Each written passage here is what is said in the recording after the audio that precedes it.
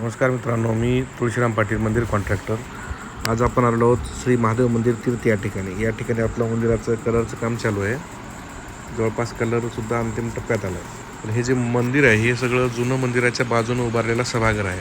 जे मूळ मंदिर आहे हे जे समोर दिसते ते हे मूळ मंदिर आहे. हे पांडवकालीन मंदिर आहे. खूप जुनं मंदिर आहे आणि मंदिराची डिझाईन अतिशय सुंदर आहे. ह्या मंदिराला आपण काही टक्कल नाही. त्याच्या बाहेरनं हा सभागृह पूर्ण उभा केलेला आहे. हे बघा, हे दगडाचे खांब आहेत. ही सगळी दगडाची छत आहे वरून सगळी. हे दगडाचे कॉलम आहेत. हे जसे आपण आतासुद्धा आपल्याला हे असे कॉलम सिमेंटमध्ये बनवता येत नाही, त्यांनी हे दगडात बनवलेले सगळे कॉलम.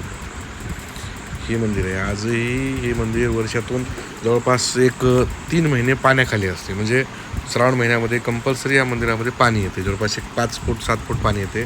तरी हे खाली जे आहे दिसते समोर, हे विहीर आहे. विहिरीच्या वर ही महादेवाची मूर्ती आहे.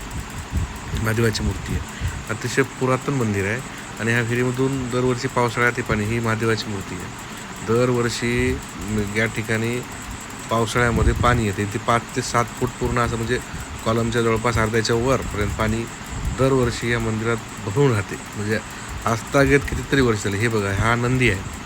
हा नंदीचं तोंड फुटले अशी आख्यायिका सांगतात की रजाकाराच्या काळामध्ये जेव्हा हे मंदिर तोडायला आले त्यावेळेस हे त्याचं मग तुटलं गेलेलं आहे म्हणलं मुंडकं, असं सांगलं जाते. हे बघा, हे फुलं आहेत. हे फुलं किंवा हे मंदिराची डिझाईन, हे जे फुल आहे हे फुल खरंच अप्रतिम आहे. आपल्याला आजही आपण प्रयत्न केले तरी असे सेम टू सेम काढू शकत नाही. हे मंदिर आहे.